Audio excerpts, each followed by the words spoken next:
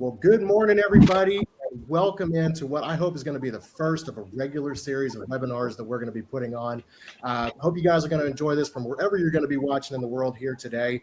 The series of webinars is really supposed to be informational and educational, and so today we're going to be tackling a topic that everybody's very well aware of. The series or the subject of a impending recession and how that's really going to be affecting the real estate market, but then more specifically, how that's going to be affecting us as home inspectors. So I am so excited to welcome in this awesome panel. Wonderful people that I've had the privilege of meeting over the course of my 7-year career as a home inspector. So we're going to kind of go around the horn and have everybody introduce themselves. So Mr. Wally Conway, why don't you take it away, man? Wally Conway here from Jacksonville, Florida. Grateful to be with you. Weathered the last recession, learned some lessons, and this one will be neater and sweeter. Love that. That's going to be awesome, man. You've accomplished quite a lot in your career from beginning your home inspection company down in Jacksonville, Florida. Over 50,000 inspections you guys have completed, correct? We have, yeah, and counting. Fortunately, it's growing faster now than it did 28 years ago, so we're banking them pretty well. And moved on to really being kind of a content creating guru now as well. Yeah, I've had a lot of fun with that. We've centered our marketing over the years around business development for other people. So as some examples, I'm on the staff at Florida Realtors. I've been a bold coach for Keller. Any opportunity to speak to people about business and personal development for them, that's been our gateway to growth for our own company. That's awesome. I love that. So, well, next up, we got Sadie McGann Kineska. I've had to learn how to pronounce your name because you just got married. So, but we've had the pleasure of working together for a long time in the DC market. So tell everybody about yourself, Sadie. Yeah, so hi guys, I'm Sadie Kineska. I'm a realtor here in the Northern Virginia region. I'm with Keller Williams. I've been licensed for 5 years and yeah, absolutely love it. It's definitely, we're going into an interesting market. So I'm really excited that Brad asked me to be part of this panel. For sure, absolutely. Now, what else are you doing in addition to working with buyers and sellers? So I do a little bit of everything. I'm on a team of 11 and I run our property management division. So I do all of our lease listings for that. I also run our in-house staging company. We got a couple cool things we're working on. I'm really big into social media. So I help the team run our social media account, kind of all over the place. I love what I do and anything I can do to help the team I enjoy. That's fantastic. So, Mr. Brad Williams, we've had the pleasure of meeting at Inspection World and then racing cars all around Tail of the Dragons. So that was a lot of fun, but please tell everybody about yourself because you got some amazing stuff going on as well, man. Well, good morning. Thanks, Brad. Thanks for having me on. Again, my name is also Brad Williams. I'm from North Carolina. It's always funny. We get into these things and I'm not exactly sure how to introduce myself or say what I'm a part of, but an entrepreneur. I've been in and around, the construction and real estate industry my whole life. Really love helping other small businesses. That's kind of my battle cry. So we've spent the last several years consulting and coaching and helping businesses primarily around, the growth side of the business, but I've kind of dived in some other aspects as well. Currently, I'm a partner in this company right here, which has nothing to do with real estate or inspections, but yeah, we love small business. I think it is the backbone of America, and we love talking about it and helping them and pouring into them. That's great, man. Now you guys are doing some great work. And next up, we got Kenny McLaurin out of Tampa. Tell everybody about yourself, Kenny. Hey everybody, I am Kenny, and I started an inspection company in Michigan and then ventured down to Tampa, Florida, where it's nice and warm. So totally different than up north, but a lot of the same things in the industry. So it's pretty cool to compare the two. I still do inspections in Michigan when I go back. So kind of two different worlds, but kind of interesting to have both of those sides of the business. And you jumped into the Tampa market during a pretty crazy time. Tell everybody about that a little bit. Yeah, the day I was driving down, COVID hit. So I had been taught kind of, my father's been an inspector in Michigan since '98. And so when I did when I did move down, I was like, okay, well, I had only been taught to go into real estate offices and kind of do that whole thing and bring them something. And I had to totally change it up. So I got some cool stories about how I actually built this company here. That's awesome, man. No, I love hearing that. You've been doing some pretty darn good work as well.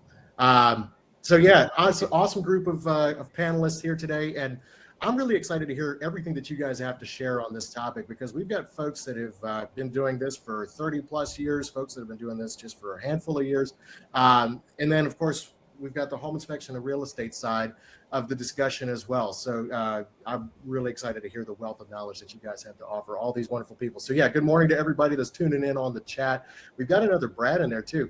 Brad, with all these other Brads, it's going to get a little confusing, man. So I think we decided you're going to be Brad Lee, I'll be Brad. But let's kick this thing off. So I want to give this some context here with some facts and figures just on the market that we're looking at. Before we get into the discussion, the question is this a recession that we're going into, or isn't it? It seems a little up in the air based on some of the things that you're hearing, some of the experts talking about. You've got larger financial institutions like Bank of America and Wells Fargo. They're predicting a mild recession going into early 2023. Definition wise, the general consensus on what a recession is that it's indicated by a fall in the GDP over 2 consecutive quarters. So I think this week the results for Q2, they're going to be coming out for the GDP as far as the US goes. And so it's going to be kind of interesting to see if we're definitely categorically in a recession or not. But on the flip side, hiring is still strong. Unemployment is back to pre-pandemic levels, which is pretty cool. And so that's kind of adding some nuance to the discussion here. You've got some of the wealthiest people in the world, like the Elon Musk's, saying that we're definitely in a recession. I'm certainly certain that doesn't help him in any way, shape, or form, for the market to dip so he could be buying things low. But anyway, then you have other economists and the presidential administration saying, no, not so fast. We're not quite there, but we could be there at some point soon. So that's kind of the big picture. But then how is this looking with the real estate market specifically? We see that mortgage rates are double what they were a year ago, and they're likely to continue to go up just based on the fact that the Fed is supposed to be raising interest rates by possibly another full percentage. Then Sadie, you could speak on this a little bit, but we've seen some listing surges. Are you seeing that in your market as well? Oh, absolutely. And they're sitting. And they're just sitting. Yeah, that's definitely not like the other year. So yeah, I was seeing a 19% jump as of this June, I'm sorry. And that's up 4.5% from just a year ago. So but that's still half the pre-COVID levels as far as listings go, active listings. Realtor.com is calling for a 6.7% decline in home sales.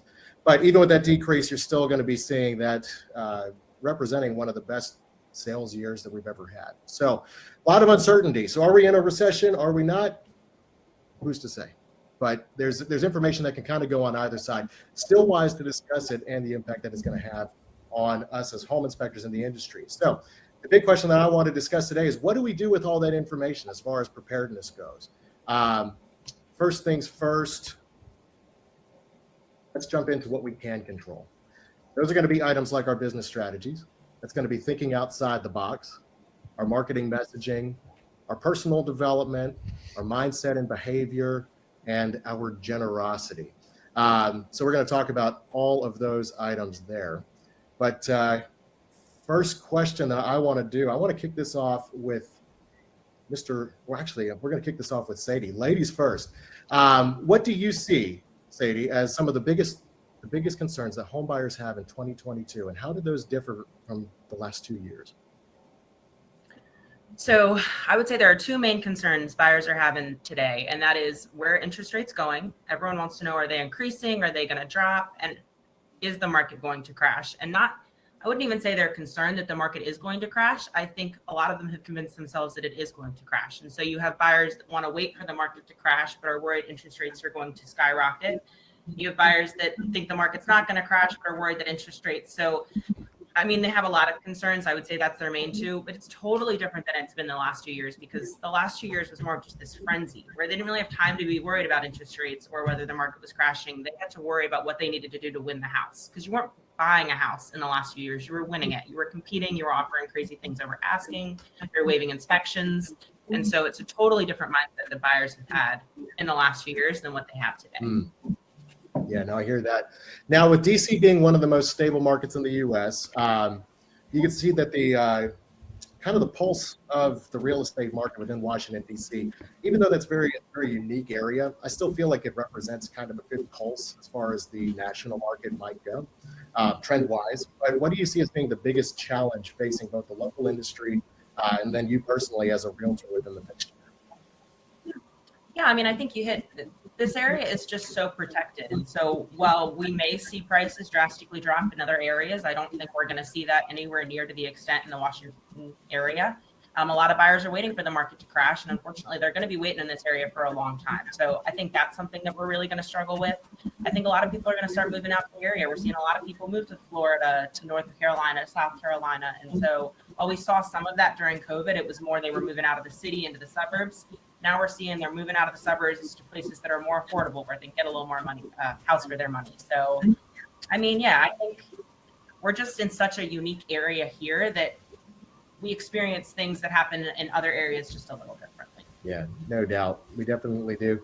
Then, Wally, you're kind of the senior member on the panel. You've been in this real estate market over the course of the last, well, since the 90s, so almost 30 years now.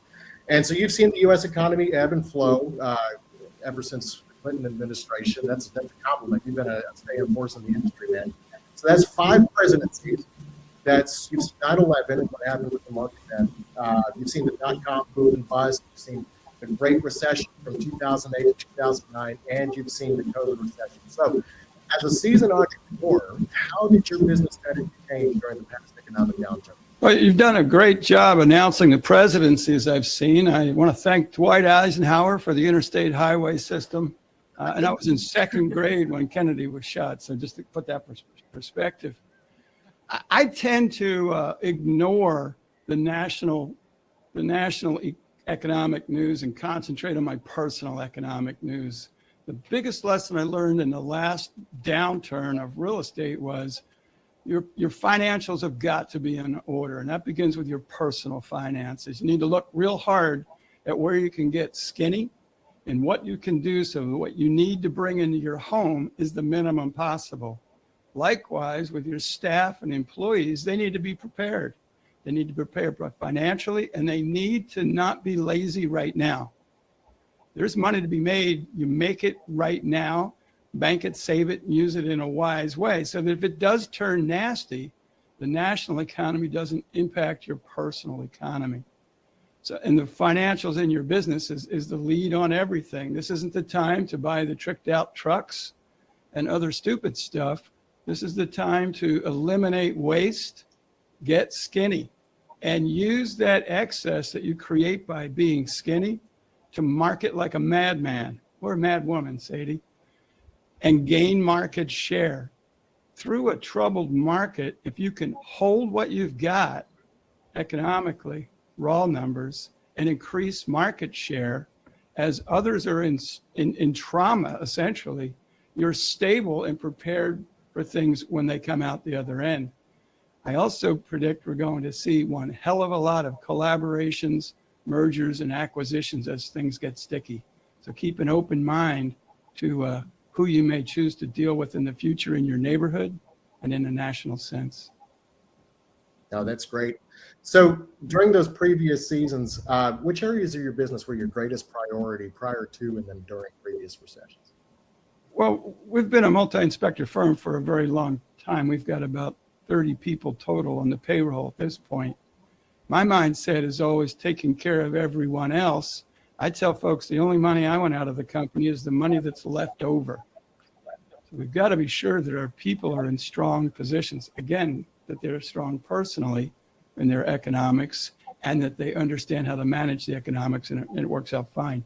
But the last thing to cut back on is the marketing. To cut back on your marketing, either in time or other resources, is the death of your company. No, that's good. That's definitely good. So then, Brad, to kick it to you, to use kind of the analogy of a storm, when you're preparing for a storm that's coming through, you hear phrases like batten down the hatches. But market shifts, as Wally was saying, there's also unique opportunities. You're going to see companies looking to merge and things like that. So there's unique opportunities for growth, even for small businesses. And as you do a lot of work with helping businesses with scalability, do you see this as a possible season for inspectors to strengthen and shore up their businesses? Kind of like what Wally was saying, not the time to do anything too crazy. But what opportunities do you also see for strategic growth? Well, I mean, there's a lot of opportunity out there. I think the analogy of a storm is a good one. You know, if you think about a storm, the impact of that storm is very much relevant to your location and where you're at, right? So if you have a hurricane rolling into the coastline, if you're in its direct path, it's a totally different news story than if you're 1,500 miles inland. And I think the same can be said for a recession. I think about the last major recession in memory in 2008, you know, especially where real estate's concerned. You know, my wife worked for Haynes at the time, and, you know, she said, I barely noticed it. I just got a really great deal on a house. And but for our family business, which was residential land development and custom home building, it sunk us. So it's all a matter of perspective and how a changing economic climate affects where you are. And, you know, I think where we sit today with the real estate market is a totally different world than the one that existed in the past. I know we want to measure back to that. Like, is it going to blow up like it did then? Well, the same things aren't going on right now. You know, I think you were talking about earlier from a home buyer perspective. I mean, I think the concern from a home buyer perspective is affordability in the future. You know, so, you know, we have a rising interest rate, but that's also mixed with the things that are driving down, you know, inventory on the market. You know, there's still so much, there has been over the last several years, so much money coming from corporate buying entities, the real estate investment trust buying. You know, they're driving up the price, and if interest rates drive up, it doesn't take a whole lot for, you know, affordability to. I think when you shift that, you know, that's the concern there, affordability. And then I think, you know, as a home inspector, as somebody in the industry, like, a shift is probably a good thing. I mean, I know some inspectors in your area, DC, Sadie, that have had a really tough time the past year, you know, with people foregoing home inspection. So, you know, that type of shift could be a good thing. You know, when we were talking ahead of the call, like, hey, home inspectors can be relevant again. Right? Just a frenzied housing market isn't necessarily a good thing from the perspective of a home inspector. But, you know, I think Wally is absolutely right. I think you have to look at, like, you know, how do we lean up? I think these types of shifts, if we look at COVID as an example and the way businesses shifted in COVID, what we saw was businesses taking action on things that they should have been doing already. You know, we've been heavy in the marketing and growth space, and it was amazing when all of a sudden the in real life interactions went away. People are like, oh yeah, I do need to do digital marketing. Well, the people that weren't already investing in that prior to COVID, they should have been. A shift just forced them to do it. You know, restaurants were forced to pivot into, you know, being what's the word for the, you know, when they have the kitchen that you don't necessarily sit down at the restaurant, I can't think of the name, but they were forced to figure out how to do more takeout, more delivery, more this, more that. And so I think you have to look at, like, where in my business am I bloated right now because it's been so easy that I need to lean up? What shifts do I know that I already should have been making, but I've been neglecting them because things have been on an upward trend? You have to lean up there. But then on the other side of it, it's how fast can we look at market share? And I mean, I think Wally hit it on the head with marketing, right? And I think it's like we got to double down there, but we can't keep doing the things that we have been doing in the past. We have to look at a new way of doing it. And what would some of those new ways be to you? I think it's a mindset shift. I think it's a really big mindset shift. So, you know, in an up market where we have a, you know, increasing demand, and I'm speaking generally speaking, right? We have increasing demand. We can go out there and focus all of our marketing energies on capturing that demand. You know, we do that through all the traditional channels, right? You know, we do it on on search. That's probably the most popular channel for digital marketing. We're going out there. There's a group of customers, home buyers out there. And so we're all just going to get our piece of it. And when things shift, what's going to happen in a recession is demand shrinks as a whole across the, right? So we can either continue to fight for limited demand, or we can make a mindset shift to the creation of demand. And I think that's the biggest thing that businesses are going to have to do. And that's the new way of marketing is we can't just capture what's already out there and just go fight over that. We have to go figure out, how do we create more demand for our services, more demand for our brand and our company. And so that's the big shift that has to happen. Hold on one second. So, Kenny, what ways are you looking to do that as far as your business down in Tampa? So there's been a couple of things I've actually looked into that may work out a little bit, but same thing. So like when I moved here, it was a crazy market. Nobody wanted to meet with anybody. The market had like stopped for maybe a week or two, which was different than Michigan, where nobody could even work. Real estate agents couldn't even go out.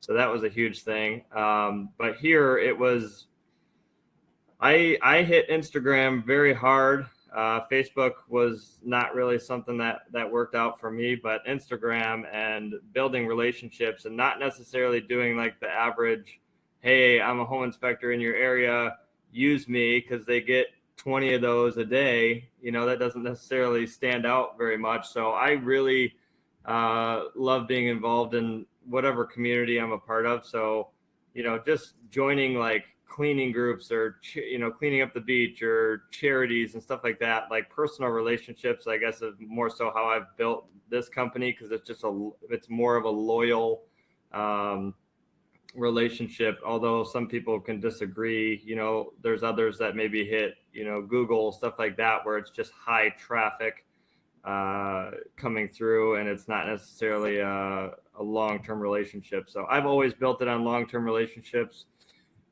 friends, stuff like that, agents that become really close to me. I invite them out on personal things, family things, boats, whatever I do, they're usually involved with me. One thing that I did kind of just start marketing, which is kind of neat, a little different, I'm testing the waters, is Home Watch. So that's something cool that we've added because it's more of a residual. So it's monthly income coming in, keeps people busy. And then also kind of crazy too, but multifamily living, so like apartments, doing the checklist for the people that, because there's so many apartments just being thrown up everywhere that, when they're doing their checklist to get their security deposit back, they don't always necessarily know everything to look for. And so we do a checklist for them. So that's kind of cool too. I thought that was pretty different. I've never heard of anyone doing that. No, that's great, man. Good thinking for sure. And, that kind of brings us to the next subject, which is thinking outside the box and looking for some of those unique opportunities, some of which we've already discussed here. But back to you again, Kenny. So it's well known that diversifying your ancillary offerings is really a wise and easy way to drive up revenue. You've talked about some new things that you're trying there, but when you moved down to Tampa, especially during COVID and the weird time that was, what sort of ancillary services did you look to implement first when you were beginning in the area?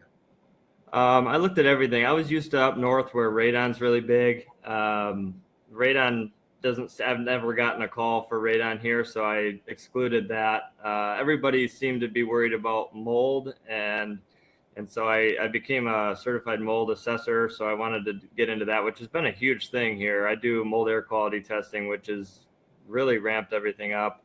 Well and septics, I think, were pretty important just because I'm in Tampa. It's all city, but I go a very large distance. So, I'm basically like a 2-hour radius around.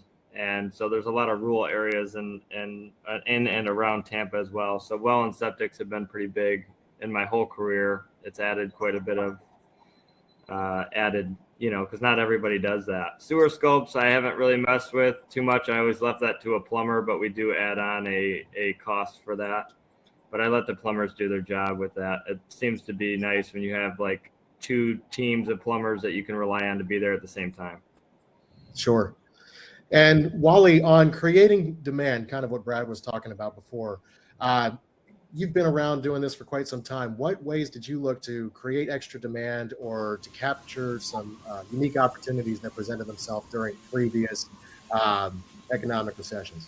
Well, presently, our most strategic piece of marketing is philanthropy. What we've tried to do is change the conversation from price to something more interesting and more valuable. So our outbound calls to agents at this point, I would call Sadie and say, hey, Sadie, Wally Conway here from Home Pro. We're putting together our philanthropic budget for the next quarter of activities as well as donations. Tell us what's most important to you and what you're doing and how we might help you do it. Totally different conversation. And what that does, it breaks that cycle of price. It breaks that cycle of, well, I really love Brad and I really love Kenny and we just don't have a place for another person, and engage them in a conversation that had nothing to do directly with a real estate issue and take them into relationship creating through philanthropy.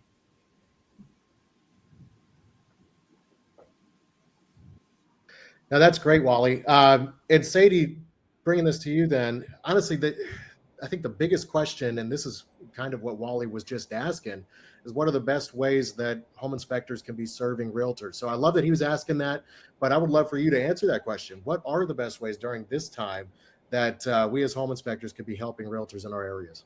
Yeah, so I think the biggest thing is buyers that are getting into the market, they want to be in control. They've been sitting on the sidelines for the last 2 years watching buyers waive everything and have no protection, and they have been doing their own research. And so now they feel like they're experts and they're going to make sure that they're not in that same position.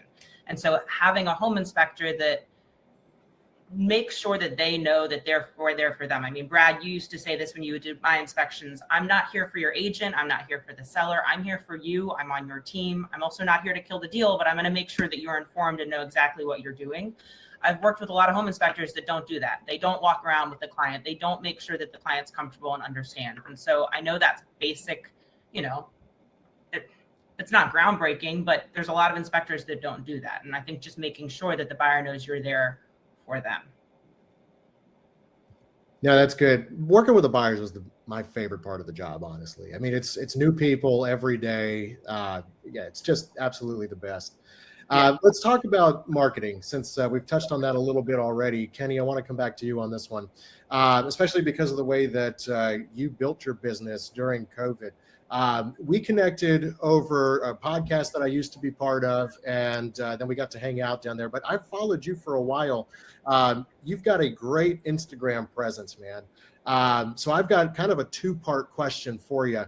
Number one, what apps have you used going to social media marketing, and which forms of content did you find to be the most effective when you were doing social media marketing specifically? Awesome. So I tried everything from Facebook to Snapchat to LinkedIn, you name it. Instagram was the best. I literally built this entire company off of Instagram. And a lot of the reason I feel like that happened that way is because again, a lot of people may disagree, but I mixed my personal life with business so people could relate to me more. It wasn't just like, oh, there's a bad outlet. Nobody really understands what you're doing. And it's like so repetitive. Nobody really wants to see a bad roof and a bad electrical panel all over a page. It's not really appealing to them. But if they can relate to you and the things that you do in your daily life, it seems to build relationships a lot faster. And a lot better, if you will. So that's how I did it. I would send personal video messages, not just messages, to each and every agent or just community member, and relate to them. But I would never bring up what I do. That just came up in conversation later on. So slowly but surely that ended up working for me.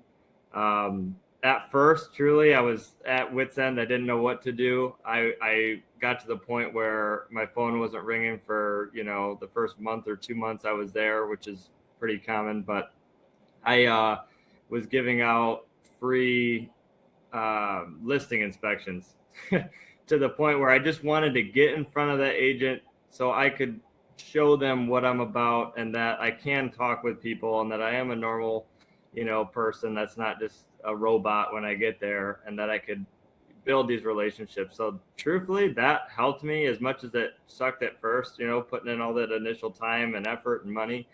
That really got me in front of a few agents, which then all of a sudden, depending on how you run your business while you're there, word spread really fast. And so when I would say 2-3 months in, I was already doing 8 to 9 a week myself. And then it ventured into me doing almost more than I could handle. So I think burnout is another thing to talk about too. Yeah, we're definitely going to get to that. The practice of working rest into your schedule. We'll get to that a little bit further down. Part 2 of the question: what advice would you give to inspectors who are hesitant to jump into social media marketing? Because there are still some people that are kind of a little iffy about it.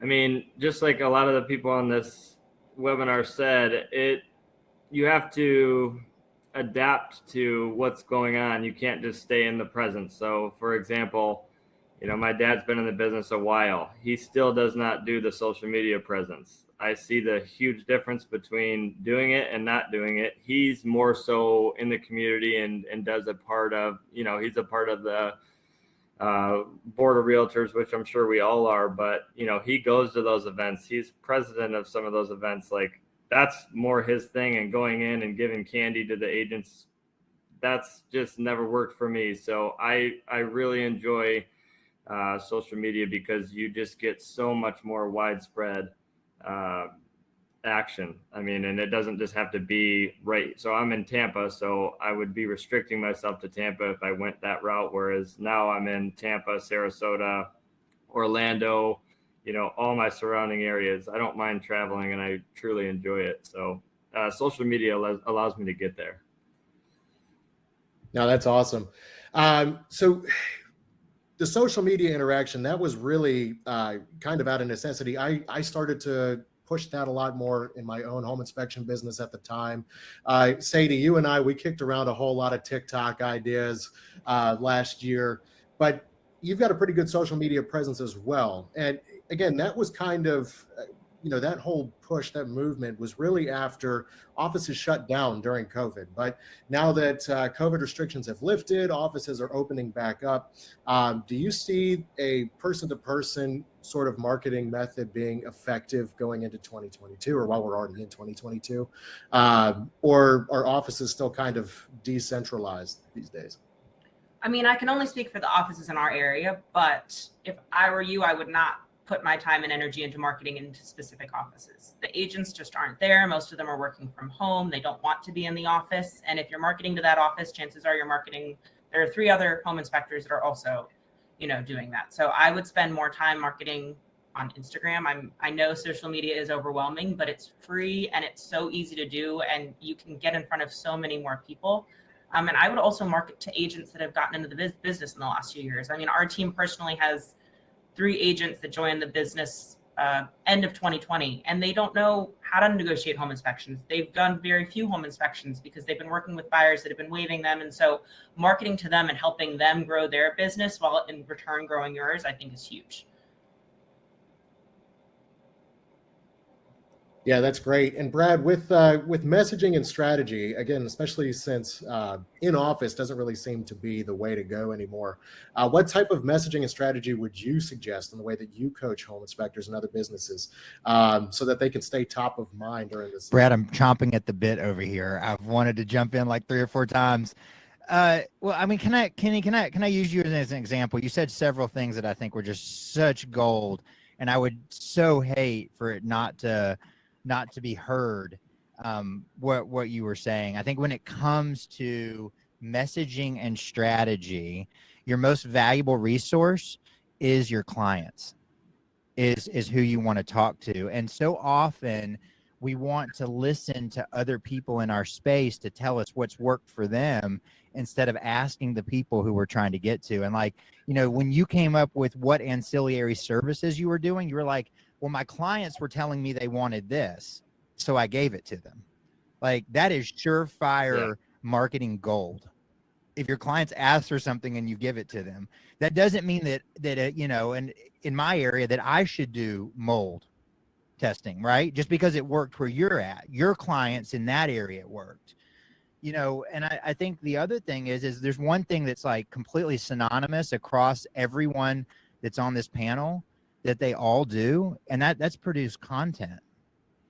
You know, everybody here produces content that's not built around, hey, buy for me. Hey, I've got something. Hey, buy for me. They're producing content that's value driven to their people. So, I mean, I think that's like, it's becoming an absolute necessity. And so when we think of social media, we think of it as like, well, that's this like thing that I can do. But whether or not agents go back to the office as a whole, as a population, where we spend our time is on our devices, hanging out in some social media platform. That's where we are. Look at your cell phone usage. That's where people are. And the best marketing strategy is to go to people where they're hanging out. And then keep in mind what they're thinking of while they're there.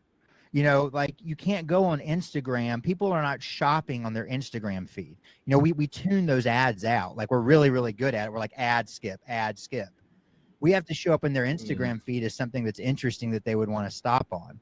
You know, Kenny was talking about, he has like, he's sharing some of who he is and his lifestyle and what he has on there, because that's interesting to people. And so we have to think of, who do we want to talk to, ask them what they want, and then share that with them. How can I use the digital landscape? This is what I think of. I think of marketing. How can I use the digital landscape to help the people I want to talk to, whether that's agents or whether I go directly to buyers, because it's a little bit different conversation. And how do I help them with the content that I put out and make their life a little easier? What are they asking for that I could share? And make that as easy for them as possible. That's your best strategy. And go to the one where they're at. You know, if you feel like the agents are hanging out on Instagram, go to Instagram. If they're hanging out on LinkedIn, go to LinkedIn. I mean, I think Instagram's a great platform, you know, to communicate with real estate agents. If maybe you're communicating with buyers, your buyer demographic may still be on Facebook. But you do have to kind of do a little bit of your own research and kind of tailor that to who you're talking to. Sorry for the long-winded answer again. I'm trying to cut him short. No, that was great, man. Absolutely fantastic. So I'm looking at some of the polls over here.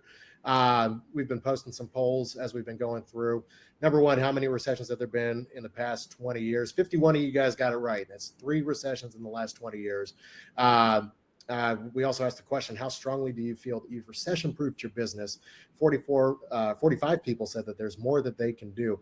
I think that maybe social media is one of those things that we can all be stepping up in as business owners. The next question, how actively have people been engaged in social media marketing? 22 people said daily, 15 said 2 to 3 times a week, 15 people said a few times a month, and 12 said never. So Brad, back to you again. For those that have never really used it, again, kind of the same question that I asked Kenny, what are some of the ways that they can kind of get over that fear, the intimidation of putting themselves out there using social media? You know, that's a tough one, because unfortunately, and I would love to, maybe Kenny will have a better answer. It's just to kind of do it.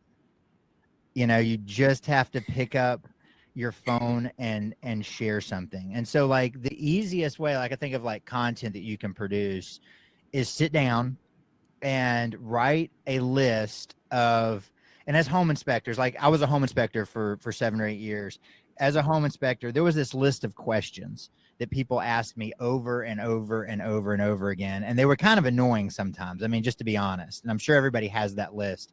Write that list of questions down and make a video clip. Just take your phone out, go live, or maybe make it, if you feel more comfortable recording it, and answer one of those questions. That's a really, really great place to start. And if you make clips to answer those 5 or 10 questions, that's content that your clients have raised their hand and been asking you, and that you're answering. And I think it's a really easy way to like come up with what to say. And the truth is, you're really good at answering that question because you already get asked all the time. No, that's awesome. Sadie, one more for you. You post pretty frequently. As far as, times per week and views, what have you found to be the most effective strategy timing wise, as far as how often you post, the frequency you're posting, and what seems to get the most response? I mean, consistency in any sense, like regardless of social media, if you're doing your marketing, if you're doing your outreach, your proactivities consistently, you're going to see much more. They're going to get you farther. So I post 5 times a week, 3 stories a day at a minimum, and then interacting with people. I think for you guys as home inspectors, partnering with agents is huge, because we get asked those questions you guys get asked all the time, and we're expected to be experts in that. We're like, that's your bread and butter. And so if you're partnered with us, and hey, how often should you be, what's the average life expectancy of a stove? I don't know, something so silly like that. It's just an easy way for you guys to put yourself out there. And I think it's less daunting if you're doing it with somebody. No, that's great. And while we're on social media, I would love to give you guys a chance to tell everybody your social media handles, the best place that they can follow you. Feel free to type it down in the chat as well. Wally just posted a link to be a Facebook friend. Kenny, what's the best way they can connect with you? My Instagram is McLaurin, MCLAURIN_inspections. That's the best way to get a hold of me. Sadie, how about you? I'm Sadie Sells Nova. Sadie Sells Nova. Mr. Wally, is Facebook or Instagram the best way to connect with you? I'm pretty hard to avoid. WallyConway.com. You can just schedule a one-on-one Zoom. We can chat that way. Facebook, just put Wally Conway anywhere. I pop up. Whatever is convenient for you is fun for me. And Brad, what about you? I would love it to connect with you guys on LinkedIn. So I'm a huge advocate of people learning to use LinkedIn and use it for content and all that. So come find me, Bradley Williams, on LinkedIn. That's great. I want to shift to the next subject of self-development.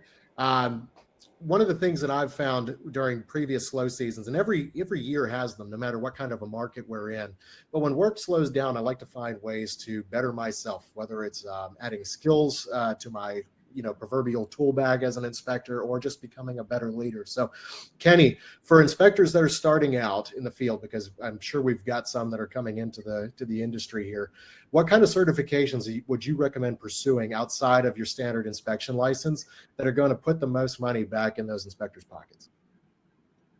That's a good question. I stand by the mold and the well and septics. Those have been really high, and where I'm at when I was in Michigan. So I'm going to jump out of Florida for a second. That was huge, because just like Florida has their 4 points in wind mitigations insurance wise, where they don't have a choice. They have to typically do it depending on the year of the home every 5 years. That really keeps us busy no matter what. But well and septics in certain states, the counties require a time of sale inspection. So that seller now, not just a buyer, the seller has to now get the well and septic inspected by a county certified inspector, and they're paying for that. And if it fails, then typically they won't be able to sell the home until that's fixed by county standards. So finding out what's a necessary, I don't know, like if you're depending on your state,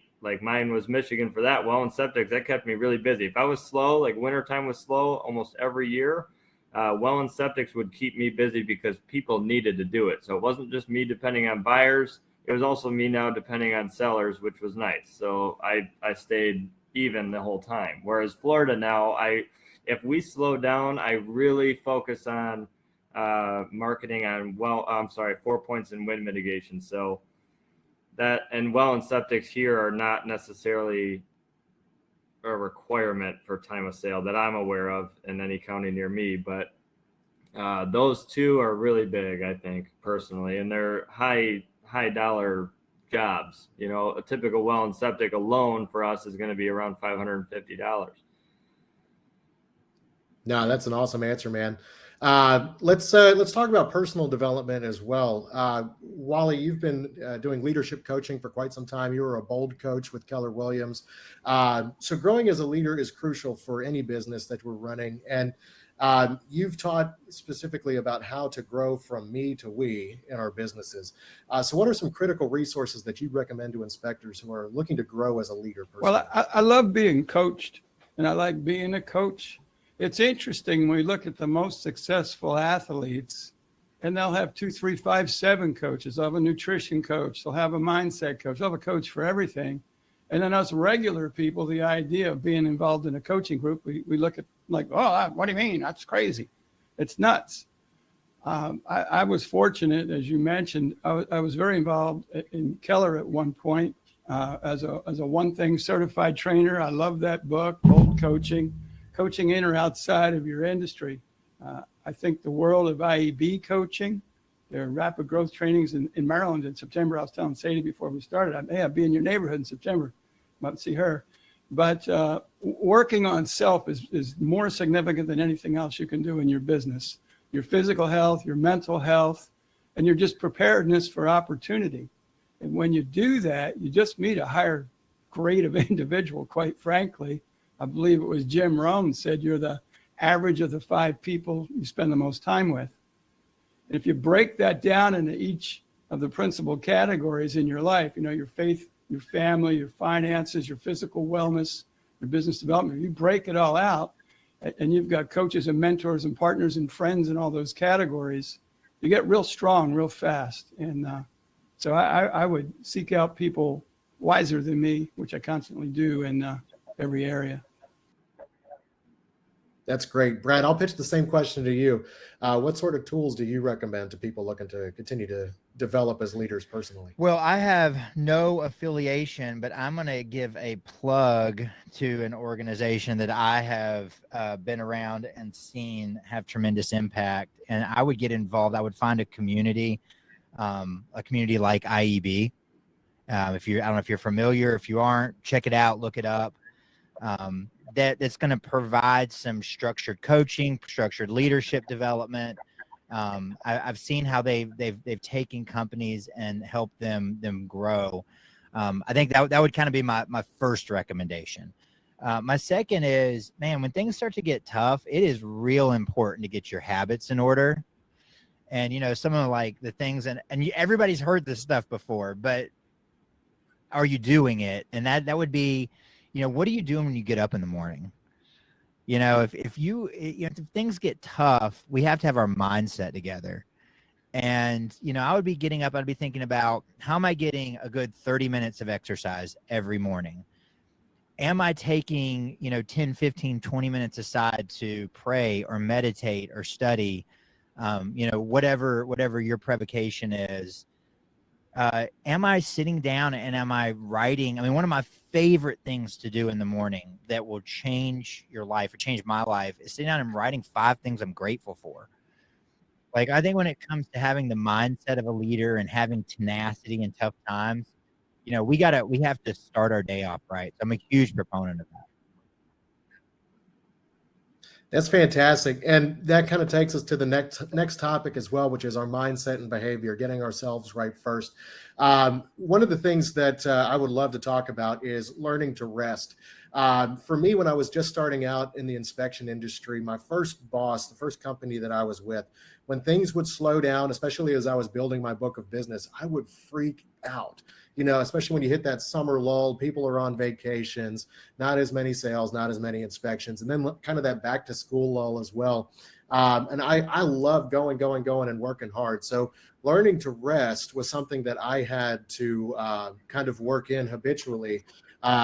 So, Brad, you and I, we kind of share some of the same beliefs spiritually and such, but learning and trusting that, for me, it's like, God's going to provide for my needs when he knows that I need them.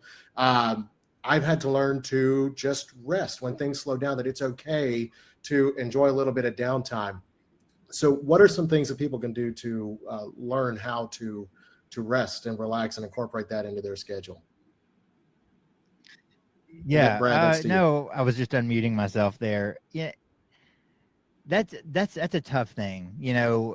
I look at and I know everybody that's on this call, you're an independent minded person. And, when you went out in business for yourself, you took on a big responsibility. You have a family that you're providing for, and, entrepreneurs, self-employed people, we have this nature of, we're just going to get the work done. We take everything by the reins, but, And I think people's belief system comes a lot into this, but I think you got to find something that you can kind of have that like trust in, whether it's a process or a higher power or whatever that is, and kind of find that. And I think, if we look at even from a purely secular perspective, there's like a cadence to what works. Somebody mentioned burnout. Like you can't, oh, my light died.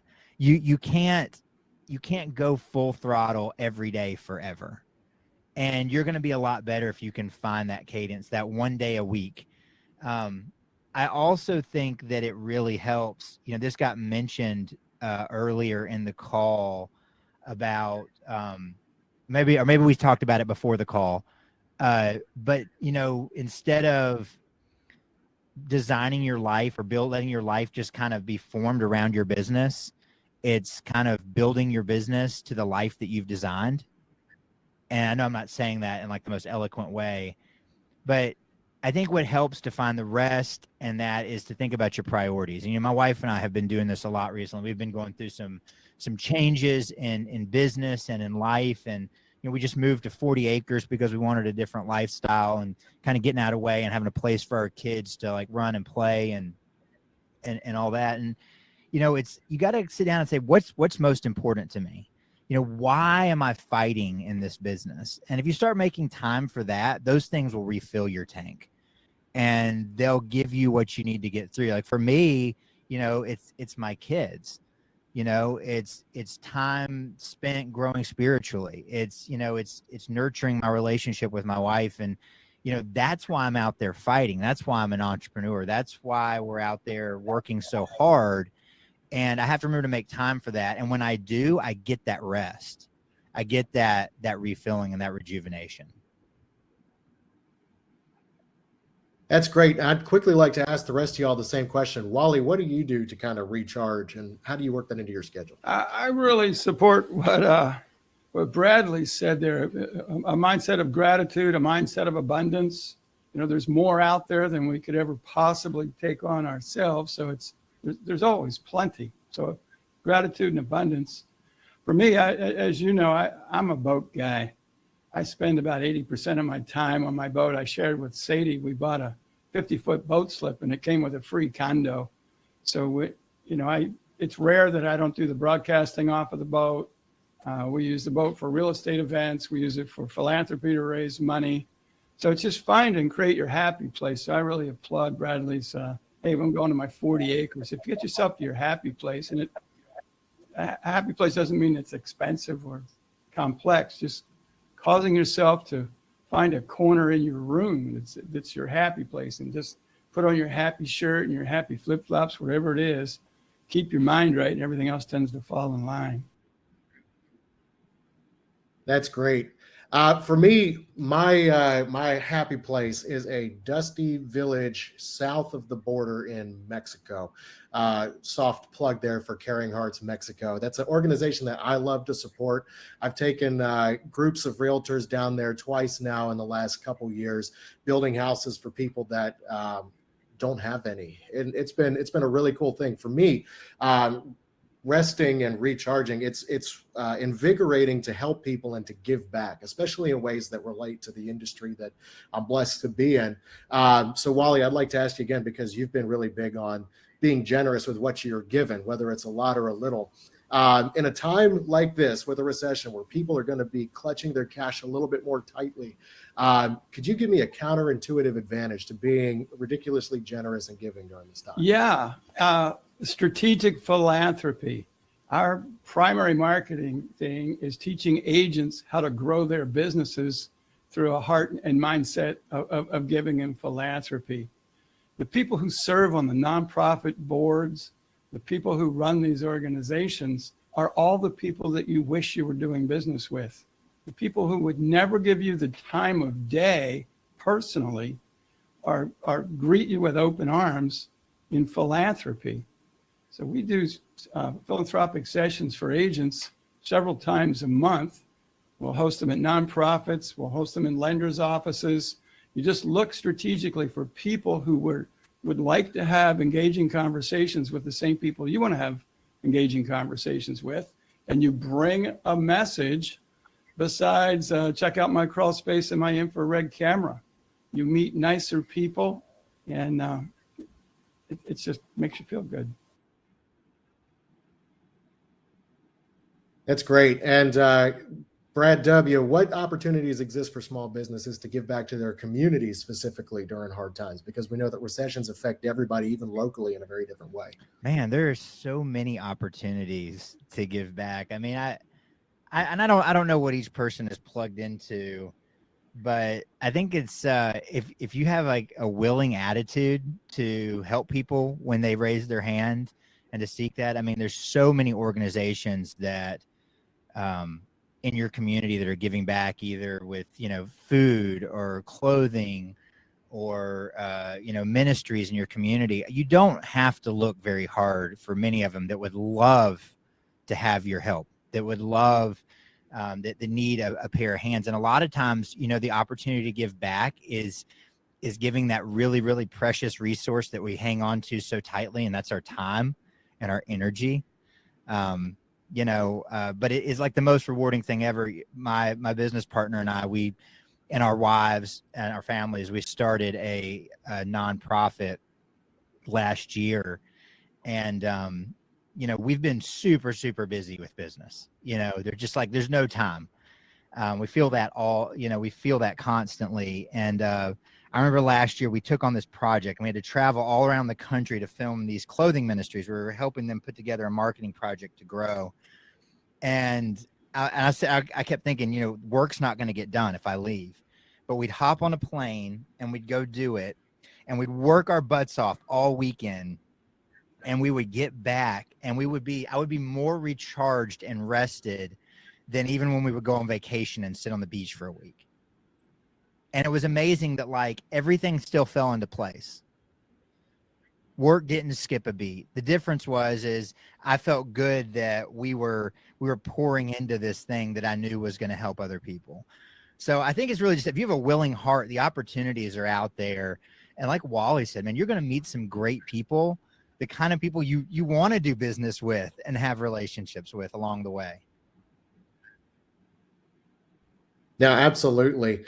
And we got about 3 minutes left here. Those are amazing answers, everybody, for that. Thank you. But with the last 3 minutes, Steve just jumped on. He said, good morning. I'm new to the business and late to the call. Hope I haven't missed the answer to my question, but here we go. And he asked three big ones, which we touched on several of those there. But with the last couple minutes that we've got, I would love it quickly if you guys can give just a quick recap, a little bit of advice to somebody like Steve who's just starting out. 30 seconds each. What advice do you have to somebody to summarize everything today? Kenny, let's start with you. All right. I'm glad you started with me. I would say, because this was a big thing for me, don't burn out. As much as everyone says the market goes up and down, get it while you can. Like Bradley said, everything falls into place. So take your time to get your mindset right. Get good with yourself, and then it shows in the business you do. But whatever you do, don't burn out. And I'm 10 years in the business. I'm just now learning to do that for myself, and it only helps you when you burned out. And I didn't listen to anybody when they said don't burn yourself out. It affects you in every way. So business, relationships, you name it. So just don't burn yourself out. Sadie, how about you? Yeah, I would agree with that. When you're working, you work, be consistent in what you're doing, but make sure you take the time to do what take the time off, do things that you enjoy, and figure out what works for you, whether it's social media, whether it's getting in front of agents, whatever it is, but do it consistently and you'll be totally fine. Wally, how about yourself? I would consider collaborating. Look for people of a similar mindset that you can spend time with. They understand the pain you're going through. In my case here in Jacksonville, I meet with the 4 largest competitors in our marketplace. We meet once a month. We sit out on the boat, we break bread, we tell lies and stories. And what we're always working on is a collaborative message. If more people sent similar message into the marketplace, it's much more cost effective and it penetrates a lot deeper. And last up, Mr. Brad? Man, those are really good answers. I love that. That's awesome, awesome advice. Set your own path. You know, design the life that you want your business to give you and reverse engineer the business that will get there. Don't let someone else define for you what that should look like. The beauty of being in business for yourself is that you get to set your own hours, you get to do things your way, and just make sure that you're keeping all that in priority. I mean, you know, man, I can't agree with Wally anymore. Don't look at don't be fooled by the idea of a zero-sum game. Someone else does not have to lose for you to win. You know, leaning into the strengths of working together. And that's going to become even more true with the economy if it continues to go down. If this isn't just a blip, if we have to do this for the next 18 months, is finding ways to be stronger together. So yeah, that was awesome advice by you guys. No, it's awesome advice by everybody, this entire thing. To answer a couple people in the chat, yes, we are going to be sending out a link to watch this back. It has been recorded. And I'm so glad that you guys have enjoyed it. Tamara, she said that this has been great and she'd love to listen again. So yeah, no, I'm excited to send this out to all of you guys who have been participating and watching and listening. To each of the panelists, thank you guys so much for joining today. What a wealth of wisdom that all of y'all have shared with everybody here. It's been great. Just for the business side of things, this webinar has been produced by Porch and ISN combined, but we do have some other sponsors as well: Porch Gold, Palm Tech, Guardian, and ACC, America's Call Center. So thank you to our sponsors, but mostly thank you to you guys for watching and listening, and to all of our amazing panelists. So I hope that we get to put on more like this in the future. It's great to talk about some of the most pressing topics that are facing all of us within the industry. But for now, I'd love to say so long. And once again, thank you to all of the awesome panelists for attending today. Hope you guys have an amazing week.